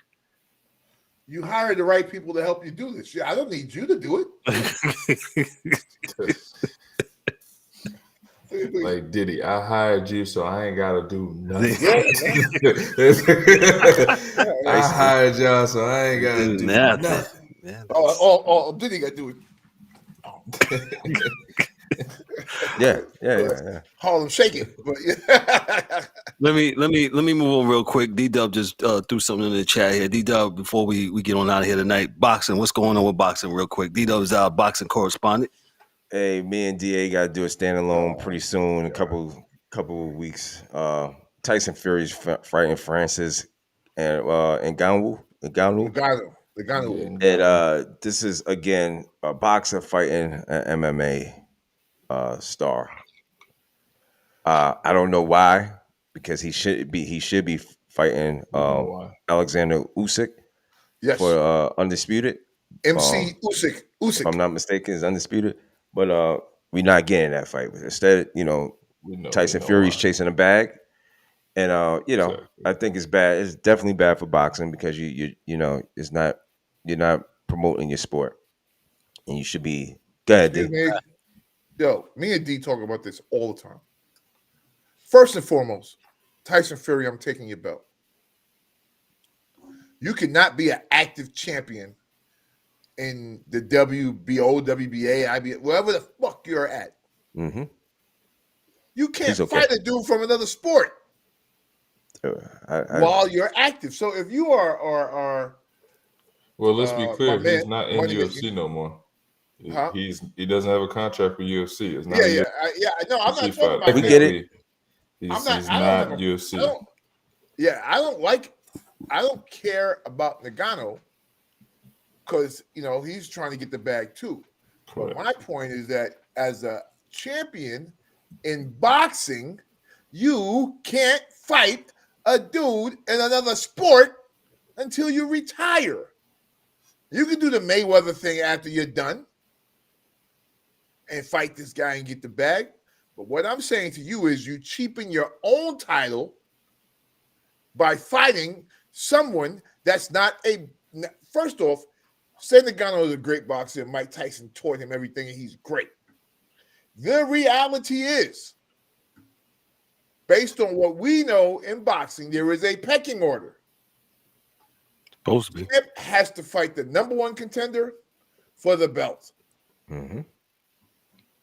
Second, Nganou's not even on the freaking list. Mm-hmm. It of sounds like heavyweights boxing in this country because he wasn't on the list. He wasn't a boxer.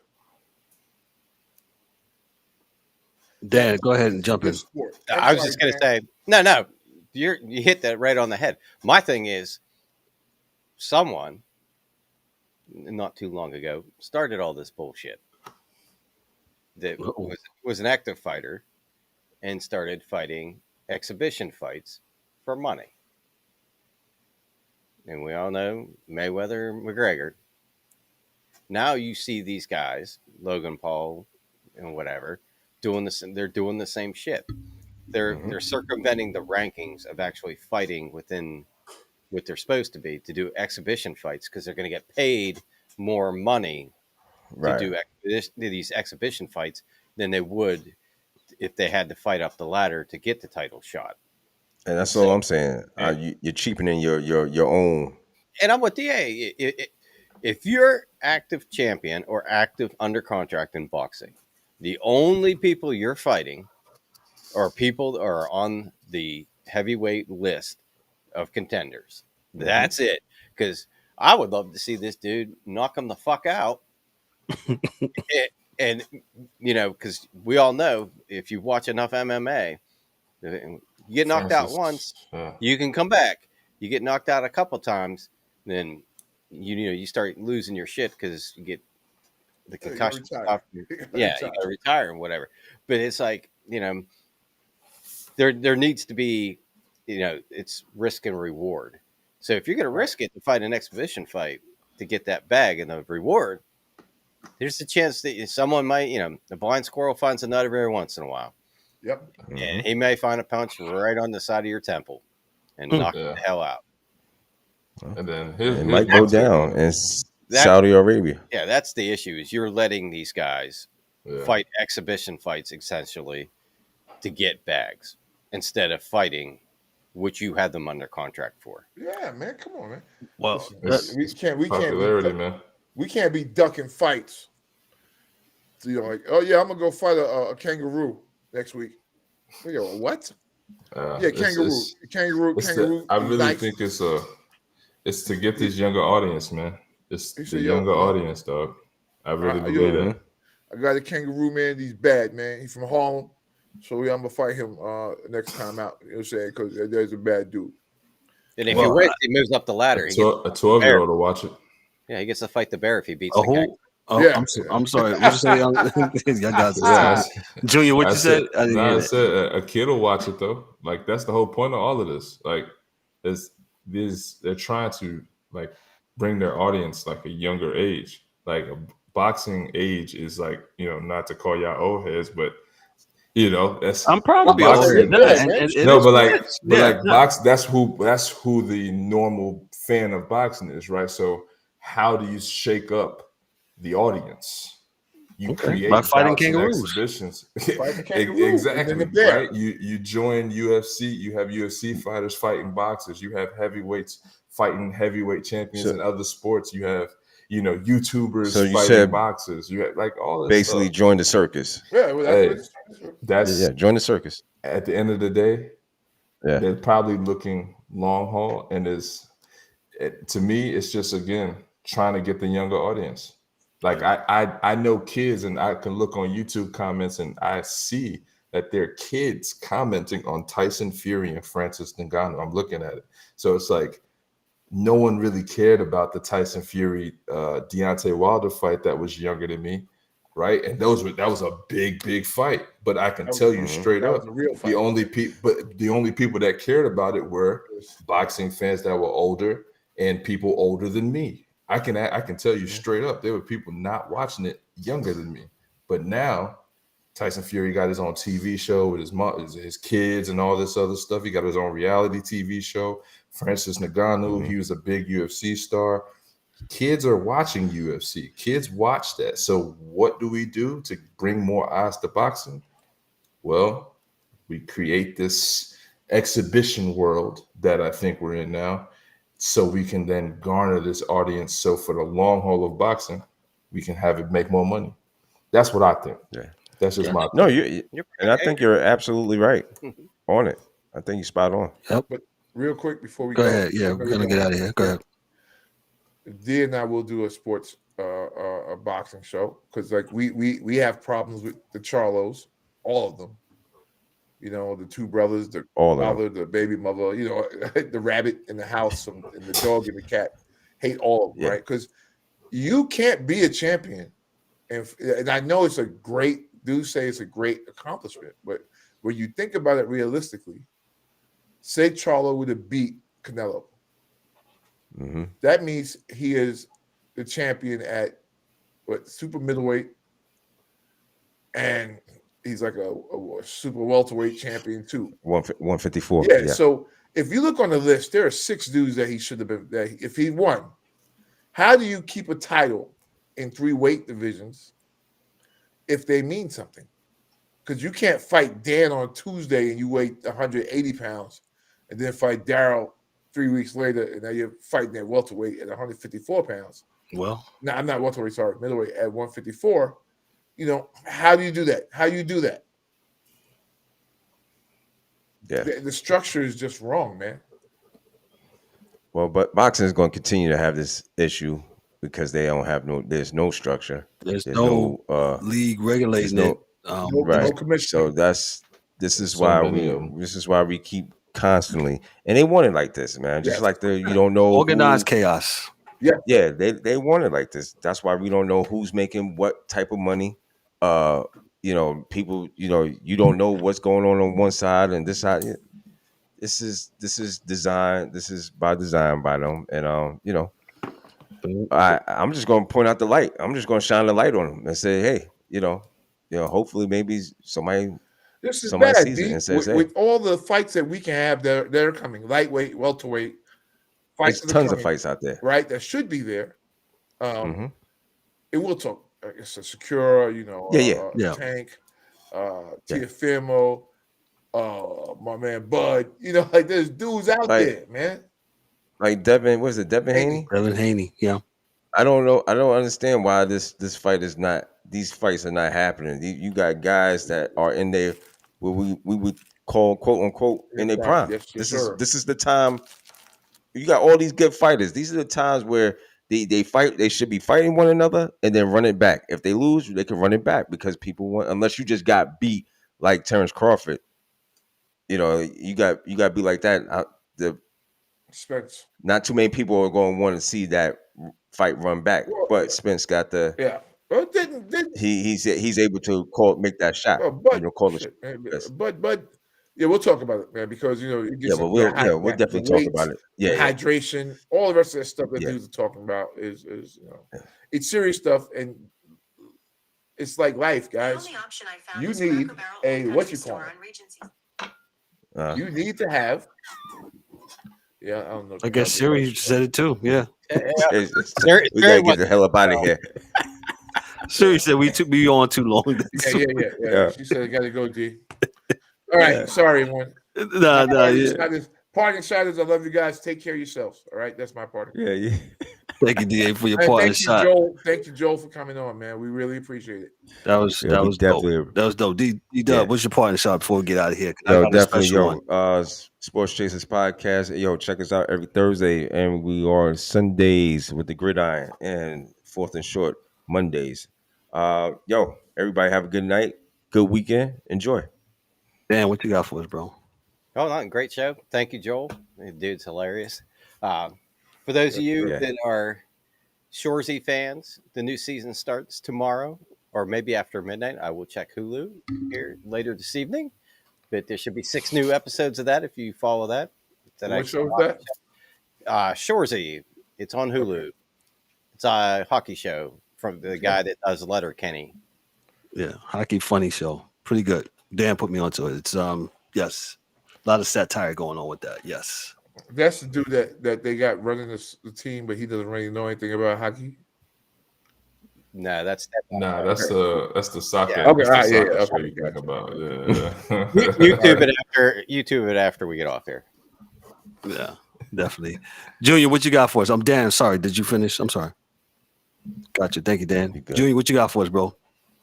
Man, thank you for having me on as always. You know what I mean, Joel. awesome, hilarious. I'm definitely gonna watch The Simpsons here shortly. Because I actually haven't watched it in a minute, but that used to be one of my favorite shows. So definitely gonna watch that. It's a real good show, real funny. Yeah, appreciate you guys, and another shout out to Mom Dukes. Happy birthday, Gotcha. twin. My part in shots is pretty special. First of all, I want to thank Joel for coming on. Man, awesome show, man. I appreciate him, so much coming through and talking to us. 30 minutes kicking it with us, and we had a good time. And this was one of the this is one of the funnier episodes that we've had. Very good content, and I appreciate Joel. I appreciate you guys from the panel. Shout out to Miss Rhonda. Happy birthday again. Happy birthday to you again. If those don't know and this is going to kind of segue to what I got next to my part in shot, and I'm going to try to keep it real short. It's because of Miss Rhonda, the DA's wife and Junior's mom. I'll never forget. Me and Dee was talking on the phone, was arguing on the phone about something, and she simply just said, "You guys stay on the phone all day long." And she didn't say it quite like that, but y'all need to start a show or something.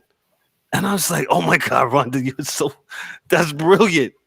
And that's what gave us this idea to start this thing. So let me pull up this thing here. I got, on tomorrow, October 27th, makes it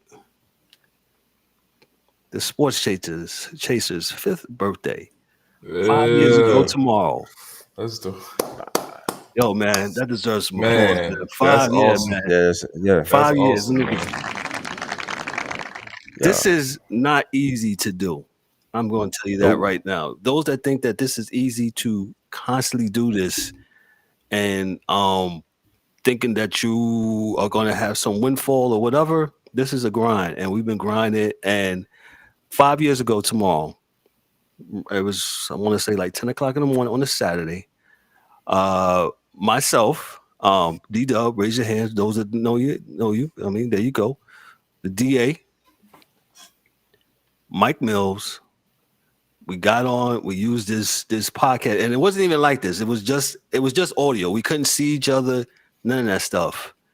And I'm up there using music that don't even belong to us, and just breaking all the rules.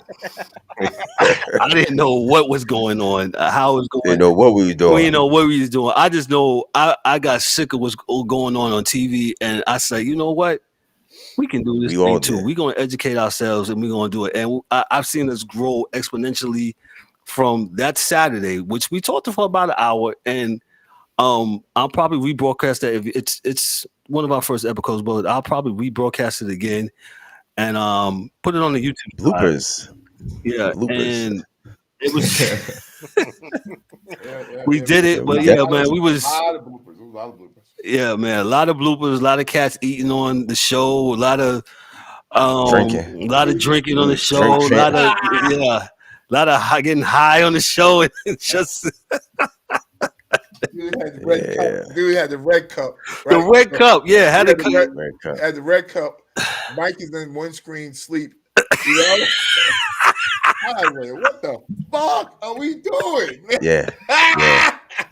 We had to tighten up. It was a mess. And like D-Dub said, shout out to D-Dub. He said we had to tighten up. And sure enough, I shot up an email. They said, "Oh, Dad, Kevin's real corporate right now." He said, "Yo, the following corporate Kev." That's what it was. Corporate Kev is on the line. I love these guys so much, man. It's been a ride. Let me continue the journey here. So, like I said, that Saturday that started it all. And then Eric, the angry one, he was our consultant. Eric wasn't ready to be on, but Eric did some behind the scene things, and then Eric joined us. And then in year three, here comes the hockey dude. I first asked him.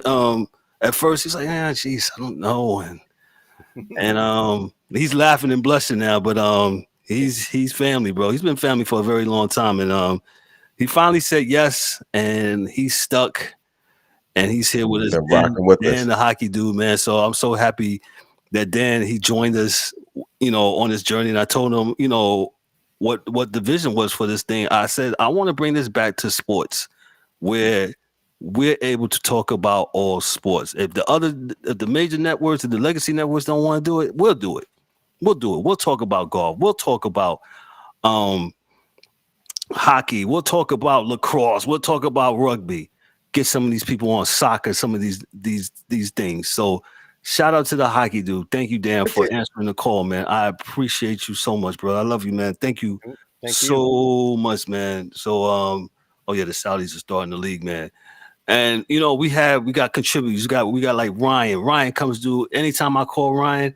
Ryan comes through and he comes on. He brings his energy with his little self and definitely the energy. Yes, love his energy. And man, I just love Ryan. Thank you, and for all the other guests that come on. We had it, from beginning to end, man. Thank you guys all. 5 years is a long time.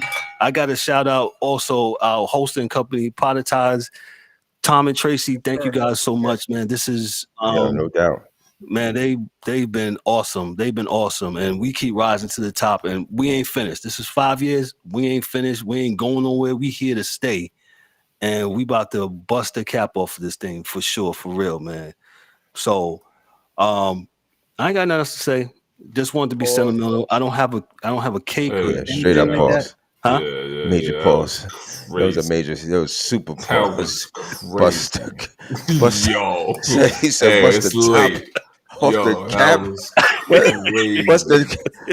Yeah, man. Yo, it's time to Hey, Cam and Mace was here, man. They would have tore my ass up.